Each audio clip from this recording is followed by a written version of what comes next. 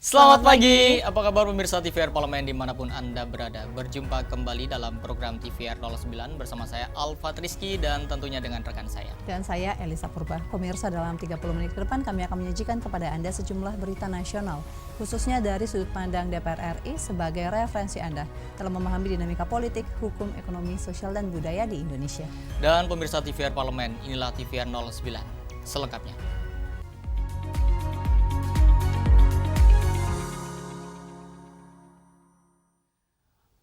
Pemirsa, Komisi 10 DPR RI menilai pemerataan dana bantuan pendidikan perlu menjadi prinsip utama dalam penyusunan revisi Undang-Undang Sistem Pendidikan Nasional. Dalam pembahasan revisi Undang-Undang Sistem Pendidikan Nasional atau RUU Sisdiknas, Komisi 10 DPR RI menekankan pentingnya sinkronisasi kebijakan pendidikan sesuai dengan anggaran bantuan operasional Satuan Pendidikan. Anggota Komisi 10 DPR RI Muhammad Nur Purnamasidi menyampaikan, pemerintah perlu memastikan adanya satu sistem berkeadilan terkait standar biaya setiap peserta didik. Menurutnya, bantuan pendidikan perlu disalurkan dengan nominal yang sama kepada seluruh peserta didik. Aturan itu perlu terintegrasi dari kementerian hingga pemerintah daerah, sehingga tujuan pemerataan pendidikan dapat terrealisasi. Jalan tengahnya adalah kita tentukan harga satuan pendidikannya. Kalau yang desa tersebut kita kasih 100.000, tidak adil dong. Kalau yang desa 3 kita kasih 10.000. Itu menurut saya harus clear. Karena itu kita harus sepakati. Harga satuan pendidikannya harus kita berikan. Gak bisa kemudian sekolah Garuda kita kasih 20 juta. Tapi yang bukan sekolah Garuda kita kasih 10 juta. Itu namanya tidak adil dalam hal pelayanan, pemerataan pelayanan. Nah, ini menurut saya norma-norma ini perlu kita sepakati bersama. Kenapa? Bapak Ibu dan Saudara, saya takut nanti ada orang ke MK menggugat norma itu selesai. Komisi 10 DPR RI berharap pelaksanaan program pendidikan dapat berjalan lebih efektif, menjamin kepastian hukum, serta mendorong pemerataan layanan pendidikan di Indonesia. Elvi dan Fitian, TVR Parlemen melaporkan. Pemirsa, DPR RI memperkuat koordinasi dengan pemerintah dalam menyiapkan mitigasi PHK guna melindungi keberlangsungan pekerja di sektor industri. Tingginya harga gas industri akibat dampak geopolitik global berpotensi melesukkan ekonomi dan menimbulkan resiko pemutusan hubungan kerja atau PHK buruh. Menyikapi isu ini, pimpinan DPR RI berniat menggelar rapat koordinasi dengan kementerian lembaga terkait serta Satgas Mitigasi PHK. Wakil Ketua DPR RI Sufmi Dasko Ahmad menyampaikan hal itu usai membuka rapat kerja nasional Rakernas Konfederasi Serikat Pekerja Indonesia. Dasko mengungkapkan bahwa DPR dan pemerintah telah menyiapkan langkah mitigasi untuk resiko PHK buruh. Beberapa itu kemudian sudah dilakukan mitigasi, tetapi kemudian dampak-dampak ke depan kami dalam waktu dekat, insya Allah Jumat, kita akan mengadakan rapat koordinasi dengan para stakeholder, termasuk Satgas Mitigasi PHK dari pihak pemerintah yang dibentuk untuk menangani hal-hal seperti itu. Demikian. Menteri Tenaga Kerja Yasirli mengatakan Dirjen Pembinaan Hubungan Industrial dan Jaminan Sosial Tenaga Kerja terus memantau perkembangan isu PHK. Kemenaker akan melakukan perbantuan dengan kementerian lainnya untuk mengantisipasi terjadinya PHK di sektor industri. Jadi kita punya semacam dashboard untuk kemudian melihat ya ini kondisinya yang mana ini sekarang sedang, kemudian ada isunya itu sudah sampai di mana. Ada yang kemudian kita minta penyelesaiannya masih bersifat bipartit. Ada yang kemudian memang mediator kita harus turun. Ada yang kemudian kita harus advokasi dengan kementerian-kementerian lain. Karena bisa jadi itu adalah dampak dari kebijakan. Dia contohkan tadi satu terkait dengan industri keramik. Adanya kelangkaan gas dan seterusnya dan itu berpotensi. Zikri dan Denus, TVR Parlemen melaporkan. Pemirsa, DPR RI terus mendorong percepatan penanganan rumah tidak layak huni untuk memperkuat upaya pengentasan kemiskinan ekstrim di berbagai daerah. Dan informasi selengkapnya akan kami hadirkan sesaat lagi, tetaplah di TVR 09.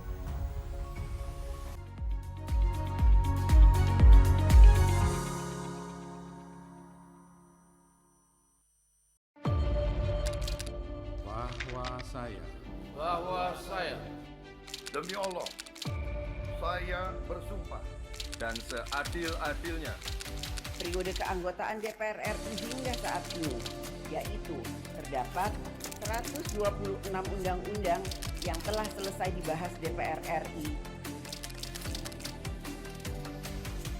Terima kasih rekan Elisa dan juga Danida. Pemirsa,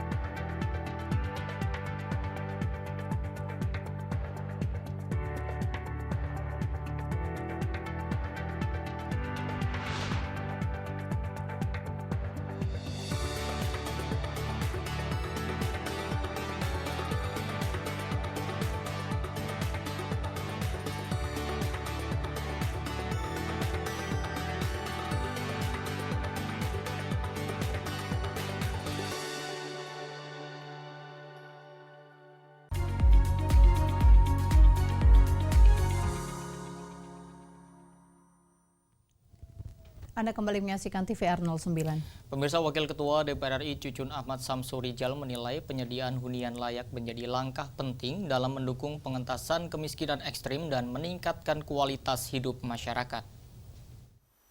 Wakil Ketua DPR RI Cucun Ahmad Syamsurijal meresmikan hasil program renovasi rumah tidak layak huni atau Rutilahu di Desa Cipedes, Kabupaten Bandung, Jawa Barat. Program tersebut salah satu bentuk komitmen untuk menekan angka kemiskinan ekstrim dengan memastikan pemenuhan kebutuhan dasar masyarakat berupa hunian yang aman dan sehat. Cucun Ahmad Syamsurijal mendukung program pembangunan 3 juta rumah yang diinisiasi oleh Presiden Republik Indonesia Prabowo Subianto. Ia menegaskan, tempat tinggal yang layak merupakan hak dasar masyarakat dan indikator utama dalam mengentaskan kemiskinan ekstrim di Indonesia.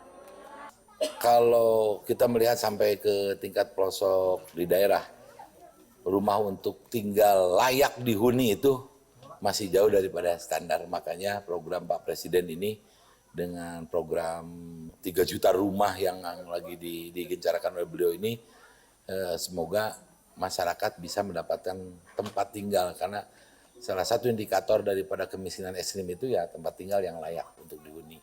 Makanya hari ini saya berharap semua ini para kepala desa hadir, ayo kita bersama-sama, mau pakai anggaran BSPS, mau pakai anggaran dari APBD, ataupun juga saya sendiri melalui Rumah Aspirasi Kang Cucun, kita akan terus mengawal bagaimana masyarakat bisa mendapatkan tempat tinggal yang layak. Dengan adanya upaya percepatan renovasi Rutilahu, diharapkan kualitas hidup penerima manfaat dapat terus meningkat. Kolaborasi antara pemerintah pusat dan pemerintah daerah perlu terus diperkuat agar program tersebut dapat menjangkau lebih banyak masyarakat yang membutuhkan. Dari Kabupaten Bandung, Jawa Barat, Nurbani, TVR Parlemen, melaporkan. Kita beralih ke Komisi 7 DPR RI, pemirsa, yang menilai kawasan industri perlu ditata terpisah dari kawasan pemukiman demi melindungi masyarakat sekaligus menciptakan iklim usaha yang kondusif. Badan Keahlian Setjen DPR RI telah menyerahkan naskah akademik RUU Kawasan Industri kepada Komisi 7 DPR RI. RUU Kawasan Industri masuk dalam daftar prolegnas prioritas 2026. Anggota Komisi 7 DPR RI menyoroti perlunya memperhatikan tata letak zonasi industri yang selama ini masih berdekatan dengan kawasan pemukiman.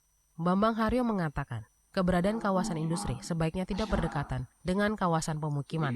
Masyarakat akan mengalami sejumlah dampak yang dianggap negatif akibat keberadaan industri dekat kawasan pemukiman. Keberadaan industri dinilai sebaiknya tidak mengkontaminasi masyarakat. Di sisi lain, dengan lokasi yang jauh dari pemukiman, para pelaku usaha di kawasan industri bisa berproduksi kerja secara maksimal dan tenang karena terhindar dari gangguan eksternal, misalnya premanisme maupun konflik sosial. Dan ini akhirnya saling merugikan, bukan saling menguntungkan. Banyak sekali komplain daripada warga masyarakat tentang kawasan industri, mungkin polusi, mungkin banyak truknya, masyarakat dan sebagainya, kecelakaan dan lain-lain. Jadi kami menginginkan malah tidak boleh terkontaminasi dengan masyarakat. Jadi posisinya harus berjauhan. Melalui RUU Kawasan Industri, Komisi 7 DPR RI akan mengupayakan zonasi industri ke depannya lebih tertata dan ideal. Dengan begitu, pertumbuhan ekonomi melalui sektor industri bisa terus dipacu secara optimal tanpa harus mengorbankan kenyamanan dan keselamatan masyarakat. Dwi Utomo, TVR Parlemen, melaporkan. Pemirsa, merespon lonjakan impor barang konsumsi, Komisi 6 DPR RI mendorong penguatan standar mutu produk dalam negeri agar lebih kompetitif. Data BPS mencatat, impor barang konsumsi di bulan April 2026 melonjak hingga 42,9% dengan nilai mencapai 2,43 miliar US dollar, meningkat dibanding tahun 2025. Menyikapi itu, anggota Komisi 6 DPR RI meminta ID Survei memperketat standarisasi dan sertifikasi produk-produk lokal agar mampu bersaing dengan produk impor. Subardi optimis masyarakat akan beralih dengan sendirinya ke produk dalam negeri jika pengusaha lokal termasuk UMKM mampu menghasilkan barang berkualitas tinggi. Tidak hanya berkualitas, harga jual produk domestik juga harus lebih murah mengingat proses produksi dilakukan sepenuhnya di dalam negeri. Hal ini diharapkan mampu menurunkan minat masyarakat terhadap produk luar negeri sehingga menekan impor barang konsumsi nasional. Standar internasional maka mampu bersaing. Akhirnya tidak lagi masyarakat Indonesia tertarik dengan negara impor secara umum, secara membanjir. Kayak produk-produk China masuk ini sehingga bersaing luar, UMKM hancur. Ini pada pengusaha di lokal pada bank. Nggak ada lagi begitu. Justru tertariklah orang-orang masuk Indonesia, bisa harganya murah, kualitasnya bagus. Nggak perlu keluar, tapi bahkan terbaliknya pariwisata naik. Makanya cangkangnya negara ini adalah ID Survei, mengukur standarisasi tidak hanya lokal tapi standar internasional. Subardi menambahkan, dengan terus meningkatnya kualitas produk-produk dalam negeri harus dijadikan peluang oleh pengusaha lokal untuk semakin aktif menghasilkan inovasi dan kreasi sehingga produk-produk Indonesia mampu menembus pasar global. Ken dan Rizky, TVR Parlemen, melaporkan. Pemirsa, upaya meningkatkan produktivitas pertanian kini tidak hanya bergantung pada hasil panen, tetapi juga pada penggunaan pupuk yang lebih efisien dan ramah lingkungan. Dan DPR RI berkomitmen mendorong kebijakan pupuk organik yang dinilai mampu meningkatkan produksi pangan dan menghemat penggunaan urea. Tentunya informasi selengkapnya kami hadirkan sesaat lagi. Tetaplah di TVR 09.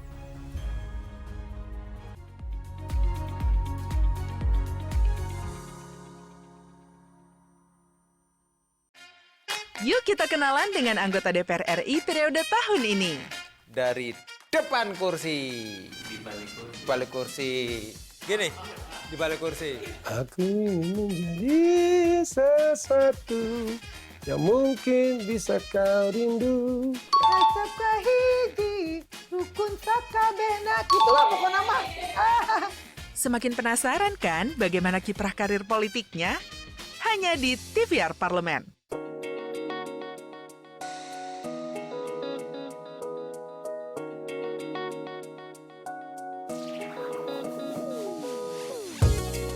Kehadiran mereka tidak hanya mewakili suara perempuan, tetapi juga membawa perspektif yang beragam serta pengalaman hidup yang unik ke dalam proses pembuatan kebijakan. Saksikan Perempuan Parlemen hanya di TVR Parlemen.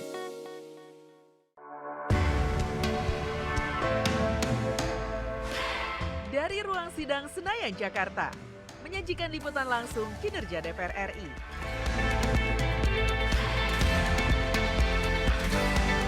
Dialog mendalam, investigasi, dan profil wakil rakyat. TVR Parlemen kini hadir 24 jam. Hai, sekarang kamu bisa menyaksikan program-program TVR Parlemen di First Media, channel 18 ya.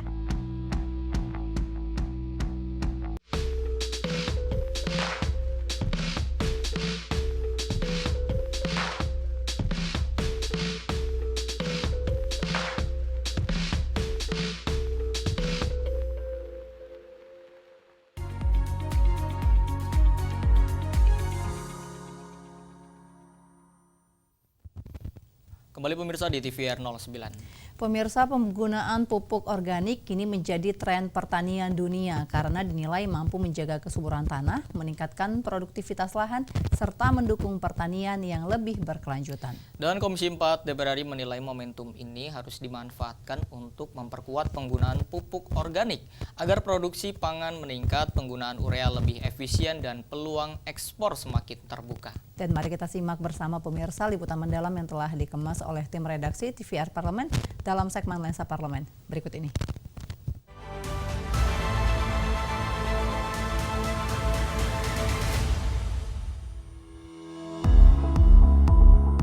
Pergeseran tren pertanian dunia menuju penggunaan pupuk organik harus menjadi momentum bagi Indonesia untuk berorientasi pada kebijakan pupuk nasional. Untuk itu, Komisi 4 DPR RI mendorong pemerintah untuk memperbesar dukungan terhadap pupuk organik yang dinilai mampu meningkatkan produksi pangan nasional. Anggota Komisi 4 DPR RI Firman Subagio mengatakan, alokasi pupuk bersubsidi saat ini masih didominasi pupuk kimia, sementara penggunaan pupuk organik masih tergolong sangat kecil. Pasalnya, kebutuhan petani terhadap pupuk organik terus meningkat. Menurutnya, pengembangan pupuk organik diyakini mampu menghemat penggunaan pupuk urea untuk kebutuhan domestik, sekaligus membuka peluang ekspor yang dapat memberikan tambahan devisa bagi negara. Kalau kita lihat tren dunia, ini sudah mulai bergeser kepada pupuk organik. Pupuk organik terutama untuk kebutuhan pangan pokok. Vietnam sudah mulai dan di beberapa Eropa sudah mulai menggunakan pupuk organik. Nah, pertanyaannya adalah tadi yang kami sampaikan, kenapa dari jumlah yang begitu besar alokasi pupuk subsidi itu penggunaan pupuk organiknya itu kecil sekali. Padahal kita melihat fakta di lapangan adalah pupuk organik itu sangat dibutuhkan oleh masyarakat dan petani. Lebih lanjut, Firman mendorong pemerintah untuk menyusun regulasi yang lebih berpihak pada pengembangan pupuk organik. Kebijakan tersebut diharapkan tidak hanya mendukung pemulihan lahan pertanian, tetapi juga menjawab tuntutan pasar global yang semakin mengutamakan produk pangan yang dihasilkan melalui praktik pertanian berkelanjutan dengan menggunakan pupuk organik.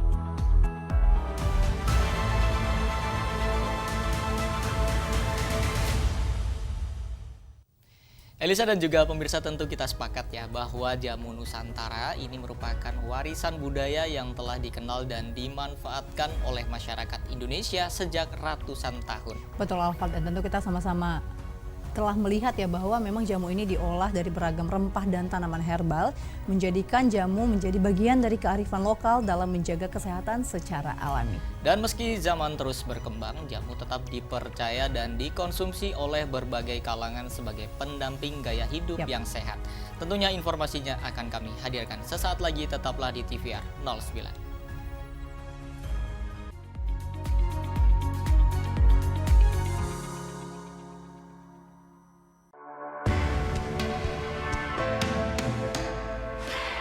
Dari ruang sidang Senayan, Jakarta, menyajikan liputan langsung kinerja DPR RI.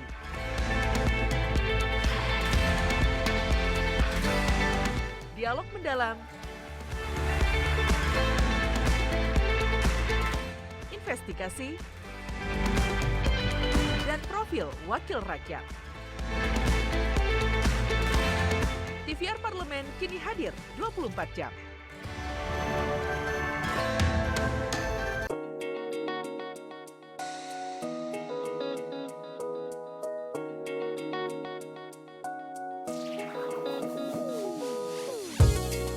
Kehadiran mereka tidak hanya mewakili suara perempuan, tetapi juga membawa perspektif yang beragam serta pengalaman hidup yang unik ke dalam proses pembuatan kebijakan. Saksikan Perempuan Parlemen hanya di TVR Parlemen.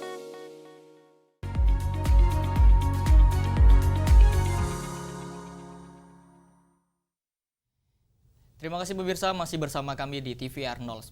Dan tadi kita sudah membahas mengenai jamu ya Alfat, dan kita tahu ya bahwa ada jenisnya beras kencur, kunyit asam hingga temulawak. Ini merupakan beberapa jenis jamu yang masih banyak dikonsumsi hingga saat ini. Dan lebih dari sekedar minuman tradisional, jamu mencerminkan pengetahuan leluhur dalam memanfaatkan kekayaan alam untuk menjaga kebugaran tubuh. Dan tentunya kita akan menyaksikan bersama Alfat apa saja nih jamu Nusantara yang menjadi warisan leluhur untuk kesehatan masa kini dalam segmen Intips, informasi dan tips untuk Anda.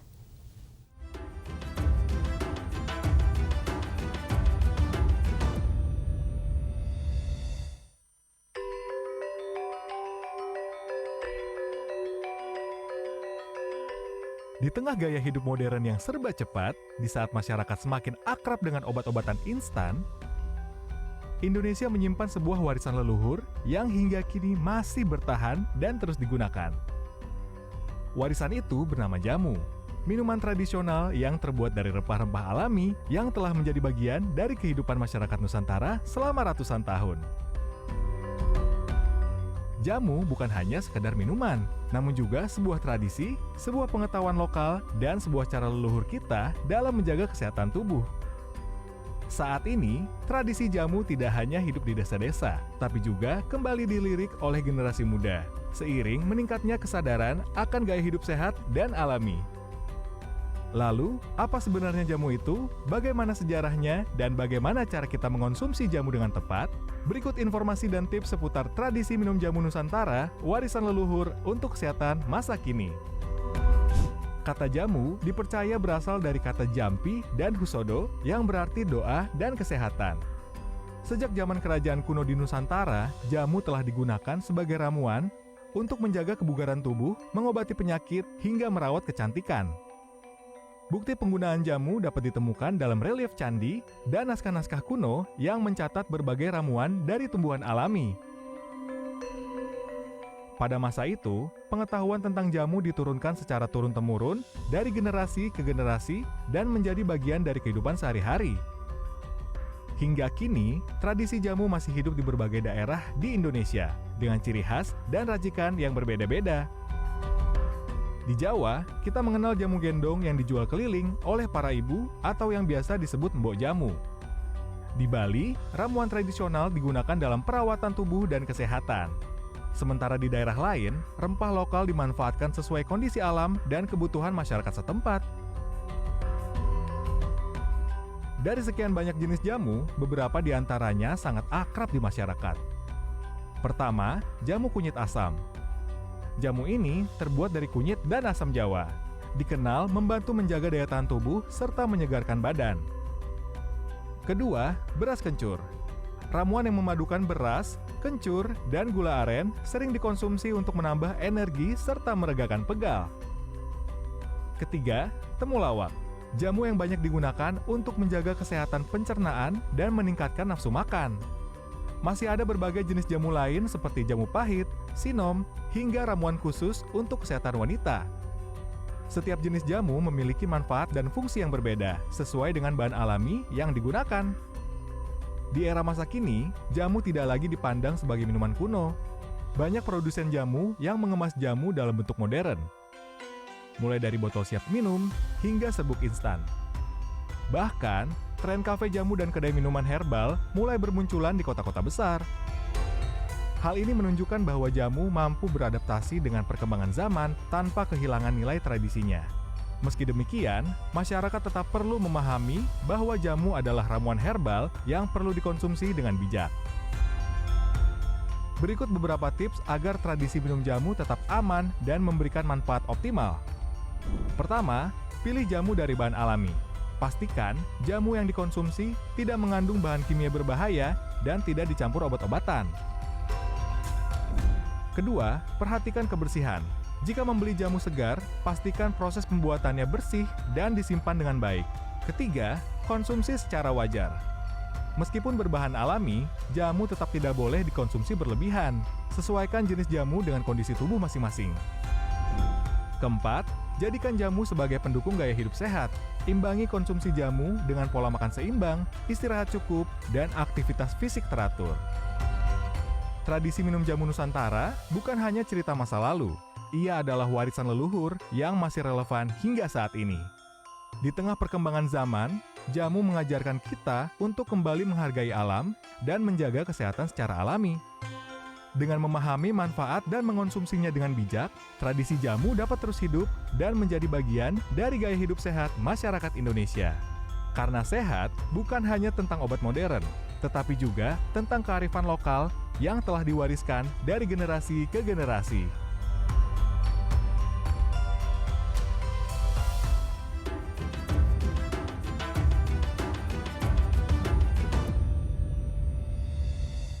Itu dia tayangannya untuk Anda pemirsa, dan di penghujung acara kami hadirkan agenda DPR RI pada Selasa 30 Juni 2026. Pada pukul 9.30 atau setelah TVR 09, DPR RI akan menggelar rapat paripurna dengan salah satu agenda penyampaian laporan hasil pemeriksaan atas laporan keuangan pemerintah pusat tahun 2025 oleh BPK RI. Lalu pemirsa, pada pukul 13 waktu Indonesia Barat, Komisi 8 DPR RI akan melaksanakan rapat kerja bersama Menteri Agama dengan acara pembahasan terkait dana bantuan pendidikan di lingkungan Kementerian Agama Republik Indonesia.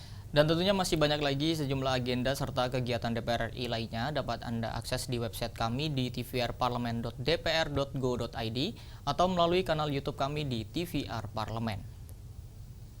Dan pemirsa, demikianlah TVR 09 edisi pagi ini. Kami segenap kru TVR Parlemen yang bertugas tentunya mengucapkan terima kasih telah setia menyaksikan TVR 09. Saya Elisa Purba dan rekan saya Salvat Rizky. Pemirsa, sampai berjumpa kembali di TVR 09 selanjutnya. TVR Parlemen, Referensi Indonesia.